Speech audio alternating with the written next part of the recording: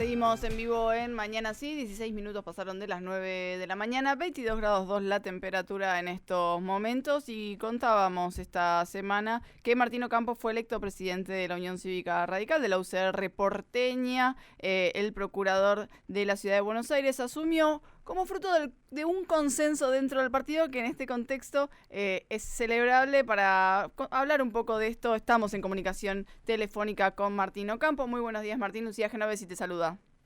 Buen día, ¿cómo están ustedes? Gracias por el llamado. No, gracias a vos, Martín, por atendernos. Bueno, primero felicitarte y preguntarte qué desafíos ves que tiene la Unión Cívica Radical. Por ahora te pregunto, en la ciudad de Buenos Aires. Bueno, los desafíos son los que tenemos todas las organizaciones políticas de la Argentina, ¿no? Que es sacar a la Argentina en la que está, ¿no? Y eso es un desafío para todos, para aquellos que están en el gobierno, para nosotros que estamos en la oposición, luego de que Juntos por el Cambio perdiera las elecciones, también, ¿no? Todos tenemos esa obligación de tomar las mejores decisiones para la Argentina. Y eso es lo que tiene que hacer el radicalismo, aportar en el debate público su mirada, con sus valores, con valores que llevan más de 100 años y aún persisten, y ponernos en juego en cada una de las decisiones que la ciudad también requiere. Ese es el gran desafío. ¿Cómo se va a ordenar en la ciudad de Buenos Aires el radicalismo? Sobre todo pienso en la legislatura. Bueno, nosotros en la legislatura tenemos un bloque que funciona, que lo preside Manuel Aturpe. Es un bloque de los más grandes que tiene la legislatura. Compartimos mirada con quienes integramos en la lista de Juntos por el Cambio. Vamos juntos, la mayoría de las cosas las trabajamos en conjunto. Y bueno, pero cada uno con su mirada también, ¿no? La gente del PRO, la de la coalición cívica, la confianza pública y el socialismo.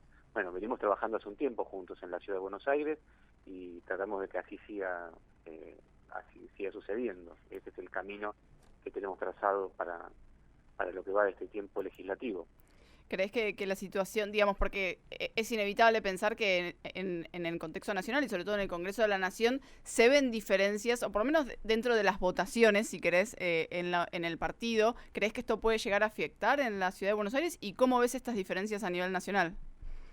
Bueno, sí, ciertamente hay diferencias a nivel nacional con algunos sectores del PRO, ¿no? Sobre todo después de que Juntos por el Cambio perdiera las elecciones y Macri y Patricia Bullrich salieron corriendo a hacer un acuerdo con Milei, ¿no? En ese sentido sí hay diferencias.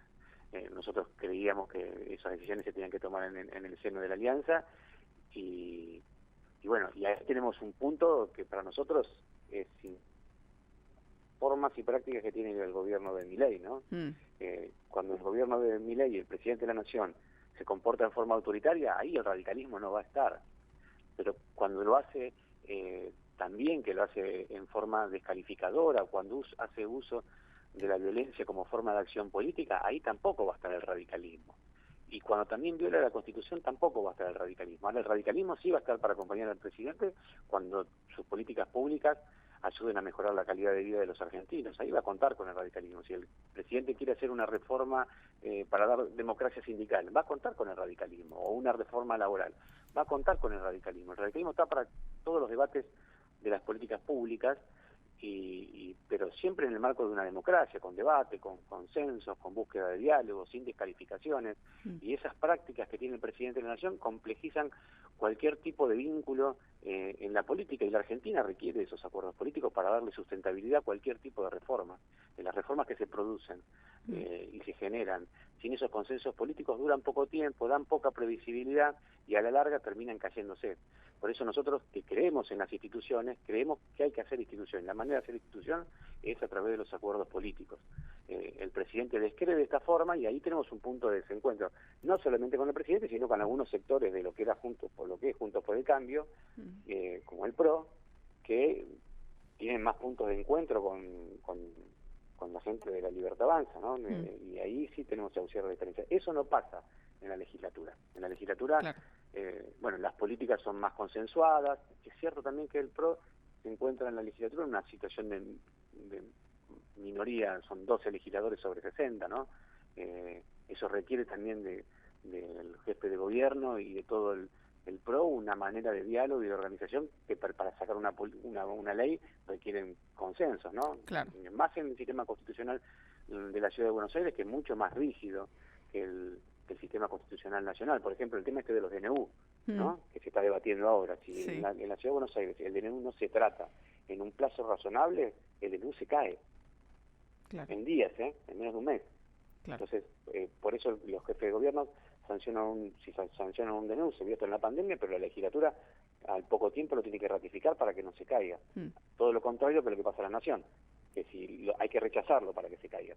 Sí, sí, decir, eso requiere también, por eso todo ese diseño constitucional que tiene la ciudad requiere también muchísimo diálogo, y el gobierno lo está haciendo, ¿no? Vos hablabas recién del gobierno, y cuando vos asumiste como presidente del radicalismo, hablaste de la violencia política, de que hace mucho tiempo denunciaron desde el radicalismo que estaba de moda este tema de la violencia política. Y ayer un poco Martín Lustó, con su negativa, digamos, al DNU, sufrió esto en redes sociales. Que uno a veces dice, bueno, las redes sociales son un nicho, digamos, pero es donde se canaliza mucho este tipo de violencia. Y es una forma de militancia de nuestro tiempo, las redes sociales también. Entonces no hay que minimizar lo que pasa en ellas. Sí. La Argentina ya pasó por estos. Yo recuerdo que el radicalismo en los 70, cuando muchas organizaciones políticas hacían culto de la violencia como forma de acción política, se oponía en los 70. Y claro, todos sabemos lo que pasó después, ¿no? El espiral de la violencia es un espiral que uno sabe cuándo se inicia, pero después nunca se sabe cómo se desencadena. Por eso hay que ser muy atentos. Más ser una democracia, hay que ser muy responsables de eso. Yo creo que no podemos volver a pasar por lo que la Argentina ya pasó. Hoy parece que ciertos niveles de violencia política son tolerables, pero para mí son intolerables en cualquier circunstancia. Antes, en los 70, en los 80, en los 90, en los 2000 y ahora. La violencia no es un instrumento de la acción política, y el presidente lo utiliza habitualmente con descalificaciones, pero no solamente con la política, lo usa con miembros de la cultura, con cualquier persona que piensa distinto y no se somete a los designios de sus pensamientos. Con periodistas lo ha hecho. Entonces yo creo que ese camino no es el camino que la Argentina tiene que transitar. Por eso en eso digo, el radicalismo tiene que ser inflexible en esa situación. Lo mismo que cuando se viola la Constitución, hay que ser inflexible, porque lo fuimos con el kirchnerismo también, ¿no?